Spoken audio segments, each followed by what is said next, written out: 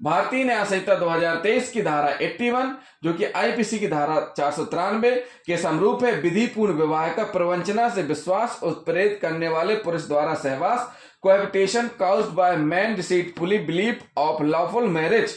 ये साथियों बहुत महत्वपूर्ण धारा है और इस धारा को समझने के लिए जरूरी है सुधांशु शेखर समत्रे बनाम उड़ीसा राज्य का निर्णय समझा जाए। तो जिन साथियों ने अभी तक हमारे चैनल को सब्सक्राइब नहीं किया है, हमारे चैनल को जरूर सब्सक्राइब कर लें और वीडियो को लास्ट तक जरूर देखें।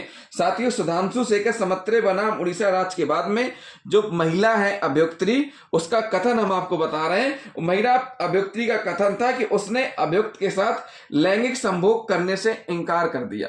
अभियुक्त्री महिला ने उस अभियुक्त व्यक्ति के साथ संबंध स्थापित करने से इनकार कर दिया और इसका कड़ा विरोध किया, इनकार करते हुए कड़ा विरोध किया। लेकिन जो अभियुक्त व्यक्ति था उसने उस महिला की मांग में सिंदूर भरकर उसे आश्वासन के साथ स्वयं की पत्नी घोषित किया।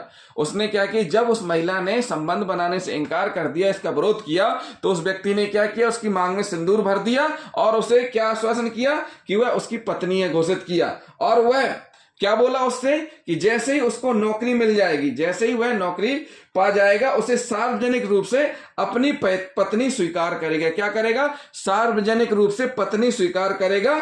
तो वह अभियुक्त्री उसके साथ संभोग करने के लिए सहमत हो गई।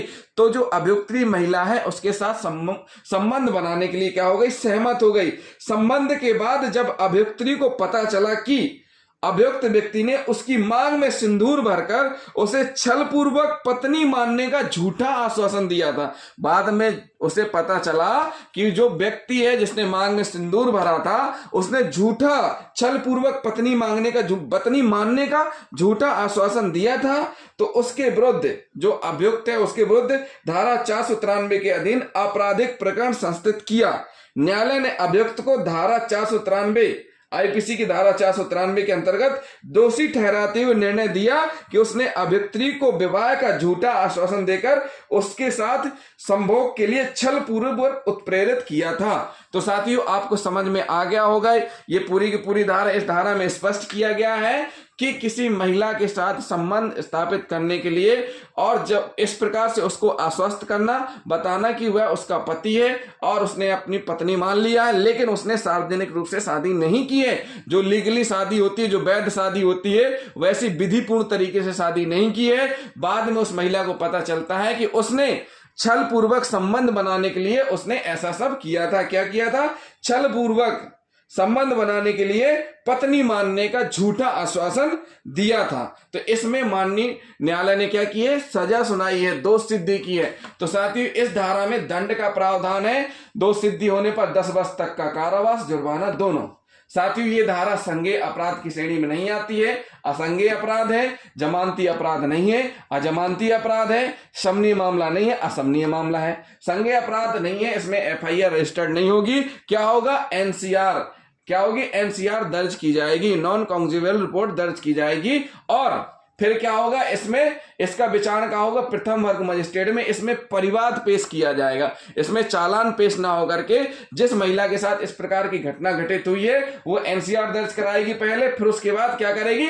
परिवाद पेश करेगी कोर्ट में। और परिवाद किसके द्वारा पेश किया जाएगा? केवल स्त्री के द्वारा ही पेश किया जाएगा परिवाद। जिस स्त्री के साथ इस प्रकार की घटना घटित हुई है उसके द्वारा ही परिवाद पेश किया जाएगा। अगर जिस स्त्री के साथ घटना घटित हुई है उसने परिवाद पेश किया और उसकी मृत्यु हो जाती है, तो उस दशा में परिवादी की मृत्यु होने पर उसकी मां पक्षकार हो सकती। क्या होगी? मृत्यु हो जाती है तो उसकी माता को उसके स्थान पर पक्षकार के रूप में स्थापन किया जा सकता है। क्या किया जा सकता है? उसकी माता को पक्षकार के रूप में स्थापन किया जा सकता है।